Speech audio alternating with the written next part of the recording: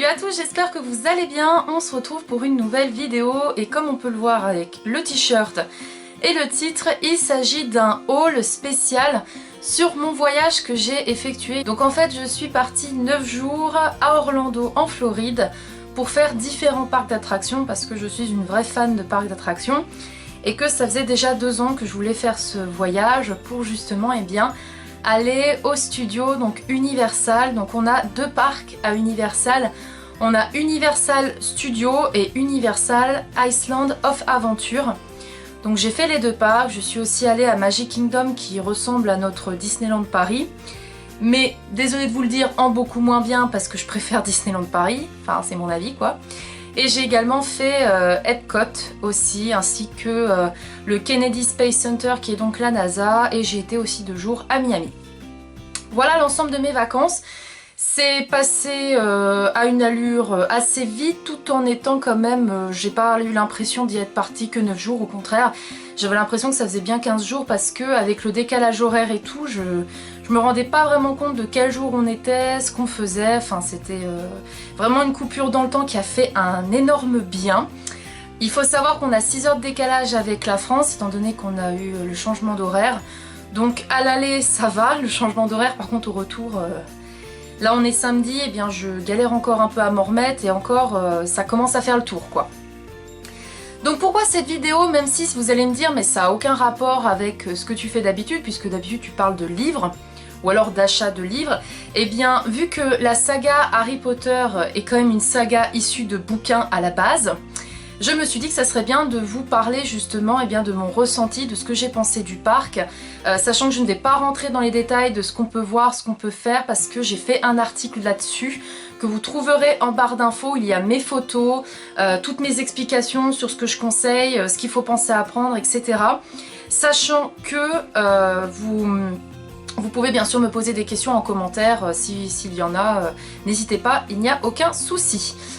Donc, avant de vous présenter ce que j'ai acheté, le premier conseil que je vais vous donner ici et que je donne également sur mon article, c'est avant d'aller dans les parcs Universal, parce que je vais surtout vous parler des 2 parcs Universal, puisque c'est là où il y a les décors Harry Potter, les boutiques et tutti quanti. Il faut surtout que vous alliez, si vous en avez autour de vos hôtels, des gift shops, il y en a partout. C'est vraiment, Orlando c'est la ville qui vit grâce à ses parcs, donc il y a des gift shops de partout, de Disney, de Harry Potter. Très souvent sur les enseignes c'est marqué Disney, mais croyez-moi il y a aussi du Harry Potter à l'intérieur. Et c'est justement là-bas que j'ai acheté presque la majorité de mes souvenirs, pour la simple et bonne raison que c'est largement moins cher que dans les parcs. Moi je suis désolée mais je veux bien mettre une somme pour un objet parce que je suis une fan d'Harry Potter, mais de là à mettre des fois 40 $ voire plus... Non, faut peut-être pas exagérer, surtout des fois c'est des choses que je sais que je ne porterai pas, que ce sera juste en décoration sur ma bibliothèque. Voilà, faut pas exagérer. Donc déjà, dans mes achats que j'ai fait donc dans ces gift shops, vous avez bien le t-shirt que je porte. J'ai aussi pris un autre t-shirt qui est donc, je jure solennellement que mes intentions sont mauvaises. Donc ces t-shirts étaient au prix de 16,99 $. Faut savoir que les dollars c'est un peu kiff-kiff avec les euros, c'est à peu près la même valeur. Donc je trouvais ça quand même raisonnable par rapport à des vêtements que j'ai pu voir dans le parc qui coûtaient vraiment très très cher. J'avais aussi envie de me prendre une écharpe de Gryffondor puisque c'est ma maison, sauf que pareil, encore une fois, les écharpes coûtaient très cher. Et je me suis dit non, je peux pas mettre un prix comme ça, faut pas exagérer. Donc dans un gift shop, eh bien j'ai trouvé justement l'écharpe de Gryffondor avec le bonnet, pour la maudite somme de 24,99 $. Alors vous allez me dire, ouais mais ça fait un peu cher là, c'est à peu près 24 €. Ouais mais vous auriez vu le prix en magasin, ça valait bien dans les 35 voire 40 $. Donc j'ai quand même économisé, en plus j'ai le bonnet alors que dans les parcs c'était juste l'écharpe qui coûtait ce prix là. Donc très contente. Alors oui après je sais bien ça sera pas la même qualité que j'avais dans le parc, mais franchement je m'en contrefous.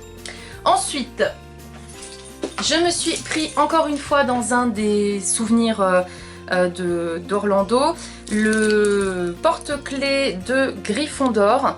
Donc ce qui est vraiment bien dans ces gift shops, c'est que vous avez vraiment presque toutes les maisons qui sont représentées. Vous avez des cravates, vous avez des tasses, vous avez des t-shirts. Justement, vous avez plein de t-shirts sur Gryffondor, Poufsouffle, Serre d'Aigle et Serpentard. Moi, j'ai pas pris de t-shirt Gryffondor parce que vu que j'en ai déjà un, je voulais un petit peu changer.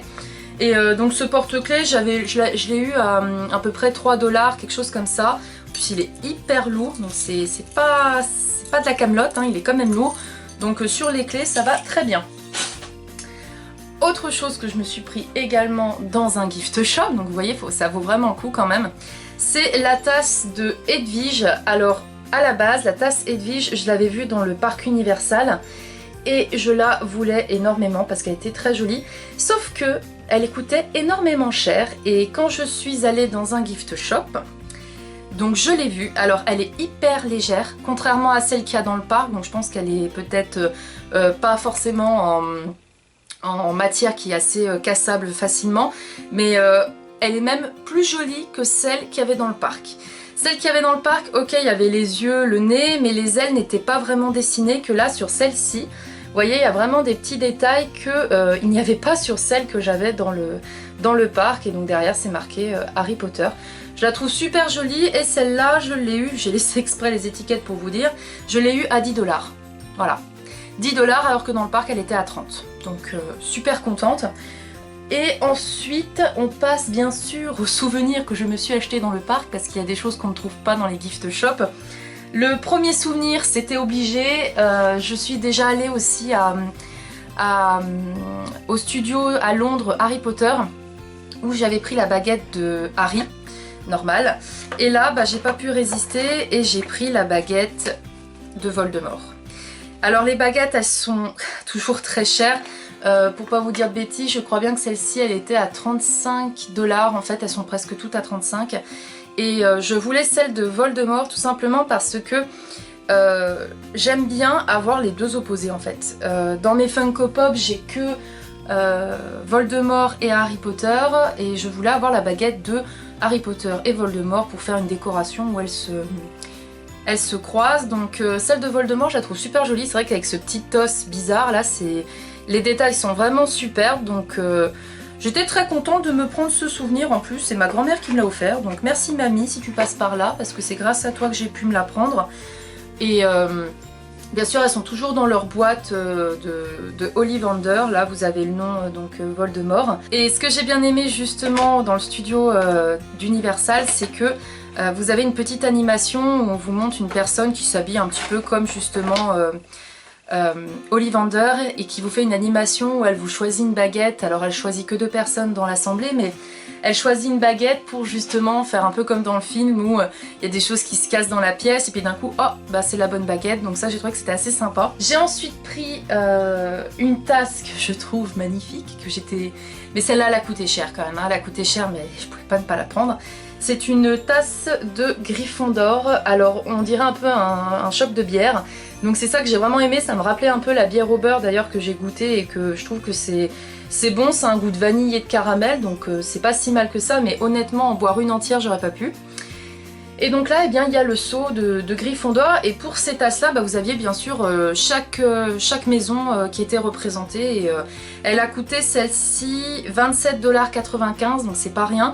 Mais honnêtement pour les détails qu'on a dessus, donc là on a l'épée de Gryffondor, voilà, hein, je pouvais pas ne pas la prendre, surtout que je n'avais aucune tasse soit de Gryffondor, soit de Poudlard, donc je suis très contente d'avoir pu me la prendre. Et enfin, dernier souvenir sur le thème d'Harry Potter, il s'agit bien sûr des bonbons de Bertie Crochu parce que quand j'étais allée à Londres, j'avais pris juste la choco-grenouille que j'ai, avec la carte d'ailleurs de Godric Gryffondor, donc je suis très contente. C'était un signe que c'était bien ma maison finalement. Et j'avais pas les bonbons de Bertie Crochu et je voulais vraiment ce packaging en fait, l'emballage vraiment du film pour justement les mettre en décoration. Alors peut-être que j'en mangerai quelques-uns, mais je vous avoue, je me souviens quand j'étais gamine, c'était la grande période où on avait sorti justement les bonbons de Bertie Crochu, mais pas dans cet emballage. Et j'étais tombée je crois bien sur vomi ou un truc comme ça et ça m'avait dégoûtée. Donc après ça je n'avais plus pu en manger. Donc peut-être que je retenterai, mais vous voyez il y en a vraiment qui ont des tronches un petit peu dégueulasses. Donc à voir, mais l'emballage, la boîte elle est vraiment trop jolie. Donc en décoration c'est super. Et celle-ci, elle coûtait 10,95 $. Voilà, le prix je trouve encore raisonnable, sachant que c'est des bonbons qui sont originaux et que c'est vraiment inspiré du film. Sans compter le petit packaging, je dirais que le prix est quand même raisonnable. Donc je suis très contente d'avoir pu me trouver les bonbons de Bertie Crochu. Au niveau des souvenirs Harry Potter, c'est tout. Hein, c'est tout ce que j'ai pris, c'est déjà pas mal. Après j'ai aussi été donc à Magic Kingdom, donc Disneyland. Et Disneyland, honnêtement, donc j'ai été déçue, comme je vous le dis, je préfère le nôtre, il est beaucoup plus grand, on a plus d'attractions qu'eux. Par contre leur parade est largement plus belle que la nôtre, hein. Il y a plus de princesses, plus de choses. Et au niveau des souvenirs, c'est pareil, je suis déçue parce qu'il n'y avait pas des masses. Hein. Nous on a quand même beaucoup plus de souvenirs qu'eux. Alors je ne sais pas pourquoi, hein, je n'en ai aucune idée. Et du coup j'ai trouvé un seul souvenir qui m'a vraiment plu.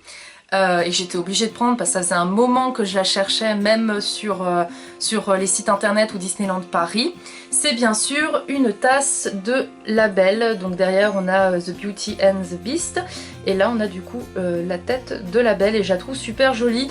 Oui, alors si vous ne savez pas, vous devez vous dire mais la fille elle a acheté déjà 3 tasses. Je collectionne les tasses de mes voyages, de là où je vais, des parcs, je prends toujours une tasse. Bon là Harry Potter j'en ai pris 2, c'est exceptionnel, mais je prends souvent des tasses, j'en ai plein de tous les voyages que j'ai pu faire, j'adore ça. Donc voilà, moi c'est souvenirs, c'est porte-clés, tasses et marque-pages. Voilà, j'ai ça, je suis contente. Donc je la trouve super jolie, donc je me suis juste pris ça. Et enfin quand je suis allée au Kennedy Space Center, donc la NASA, je voulais quand même ramener quelque chose de là-bas, mais sans pour autant qu'il y ait soit le gros logo de la NASA, soit alors une casquette. Enfin, niveau souvenirs, ils avaient pas mal de choix, mais je me suis rendu compte que dans tout mon voyage, je n'avais pas pris une seule fois un marque-page et c'est hors de question que je parte sans un marque-page de mon voyage. Donc du coup, je me suis pris ce petit marque-page qui est un petit peu avec des reflets, vous voyez, un peu 3D, mais l'image ne bouge pas, hein, mais c'est des reflets 3D. Et du coup, tout en bas, vous pourrez difficilement le voir, mais c'est marqué Kennedy Space Center, donc en gros, c'est la NASA. En plus, derrière, ça fait comme une règle. Et je le trouvais super joli avec toutes les planètes, et vu que je lis de la science-fiction, notamment Phobos de Victor Dixon, eh bien je me dis que ça ira très bien avec mes lectures science-fiction et je le trouvais super joli. Donc le prix de ce marque-page, je ne crois pas qu'il est indiqué. Ouais non, il n'était pas indiqué. Mais en gros, je crois qu'il a coûté 2 $ et de la poussière. Bon, ça reste les prix que j'ai l'habitude de voir en Amérique. Mais en tout cas, c'est... voilà, je le trouvais super joli. Et la NASA, c'était très intéressant. Seul problème, c'est que bien sûr...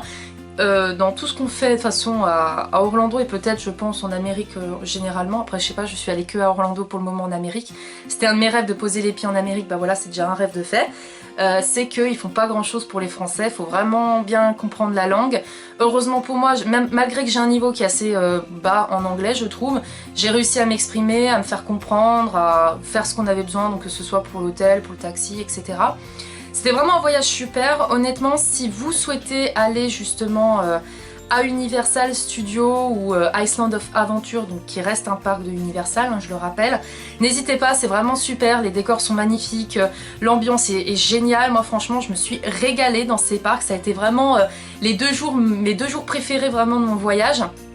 Après, si vous hésitez à aller à Magic Kingdom, donc Disneyland de l'Amérique et pas Disneyland Paris, hein, personnellement, je trouve pas que c'est quelque chose qu'il faut vraiment voir. Je trouve que c'est hyper cher pour ce que c'est. Après, vous allez me dire, mais tu savais que c'était Disneyland, que ça allait être un peu pareil que Paris. Oui, mais vu que c'est le tout premier Disneyland, je m'attendais à quelque chose de vraiment énorme. Je m'attendais à un truc vraiment gros. J'ai mon chat qui me fait des câlins juste en dessous. Super. Je m'attendais vraiment à quelque chose de super grand, de vraiment 10 fois... Alors là, c'est le chat qui se... fait des câlins en carton, hein. Si vous entendez du bruit, je suis désolée. Arrête de te câliner, je suis en train de filmer. Arrête de faire des conneries, oui, c'est pas possible. Arrête. Arrête. Voilà, fais joujou. Fais joujou avec l'élastique, t'as raison. Domino, je suis en train de filmer. Si t'en as rien à foutre, c'est pas grave, mais moi tu m'emmerdes. Domino, arrête de faire du bruit. Oh. Bon, je crois qu'il va faire encore du bruit pendant un moment, c'est pas grave. Donc vraiment n'hésitez pas si vraiment vous souhaitez aller à Universal, je sais que ça coûte cher mais c'est franchement pour moi, si vous êtes fan d'Harry Potter, ça va faire au moins une fois dans votre vie, peu importe le moment, l'âge que vous aurez, essayez de le faire parce que vraiment ça vaut le coup.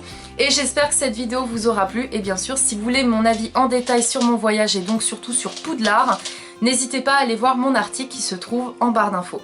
Je vous fais plein de bisous et je vous dis à très vite pour de prochaines vidéos. Salut!